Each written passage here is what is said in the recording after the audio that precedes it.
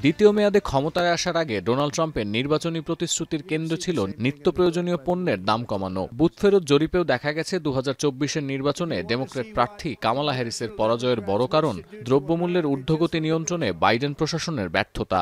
সোজা কথায় নিত্যপণ্য কিনতে নাকাল ভোটাররা নীল শিবিরের প্রতি আস্থা হারিয়ে ফেলেছিলেন বলেই ট্রাম্পের জয় সহজ হয়। প্রায় এক বছর হতে চলল ডোনাল্ড ট্রাম্প শপথ নিয়েছেন। কতখানি নিয়ন্ত্রণে আনতে পেরেছেন নিত্যপণ্যের দামের ঊর্ধ্বগতি, সেই প্রশ্নের উত্তর খুঁজেছে ব্রিটিশ গণমাধ্যম বিবিসি।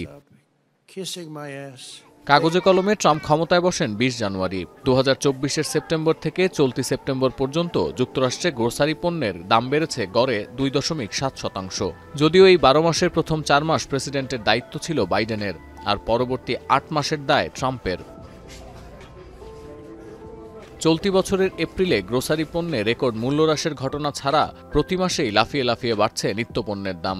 আর এ তালিকার শীর্ষে আছে কফি, গরুর মাংস এবং কলা। যুক্তরাষ্ট্রের 1/3 কফি আসে ব্রাজিল থেকে, আর সেই ব্রাজিলের পণ্যে 50% শুল্ক আরোপ করেছেন ট্রাম্প। কিন্তু সেক্ষেত্রে কফি বাদে অন্যান্য পণ্যের দামে ঊর্ধ্বগতির কারণ কি?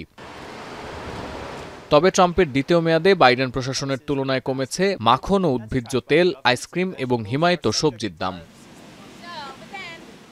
12 থেকে 18 মাসে বিদ্যুতের দাম অর্ধেকে নামিয়ে আনবেন 2024-এর আগস্টে নির্বাচনী প্রচারে এই কথাই বলেছিলেন ট্রাম্প। দেখা যাচ্ছে 2025-এর জানুয়ারির তুলনায় আগস্টে আবাসিক এলাকায় প্রতি ইউনিট বিদ্যুতের জন্য খরচ করতে হচ্ছে অতিরিক্ত 1.7 সেন্ট। দ্বিতীয় মেয়াদে ক্ষমতায় গেলে $2 কমে মিলবে প্রতি গ্যালন গ্যাসোলিন, এমন প্রতিশ্রুতি দিয়েছিলেন মার্কিন প্রেসিডেন্ট। চলতি বছরের 20 জানুয়ারি যুক্তরাষ্ট্রে প্রতি গ্যালন গ্যাসোলিনের বাজার মূল্য ছিল $3.125। বর্তমানে মার্কিন মূল্যকে গ্যালন প্রতি গ্যাসোলিনের দর $3.079। হোয়াইট হাউসের দাবি গ্যাসোলিনের জাতীয় গড় মূল্য এখন $2.97, যদিও তা ট্রাম্পের প্রতিশ্রুতির ধারে কাছে নেই। 2025-এর জানুয়ারির পরিসংখ্যানকে টেক্কা দিয়ে সেপ্টেম্বরে যুক্তরাষ্ট্রের নতুন গাড়ির দাম বেড়েছে গড়ে প্রায় $50,000। এক বছরে নতুন গাড়ির দাম 2 থেকে 3% বাড়তে পারে, কিন্তু ট্রাম্পের এই শুল্ক নীতির কারণে এই হার 4% পর্যন্ত পৌঁছেছে বলে অভিযোগ বাজার বিশ্লেষকদের।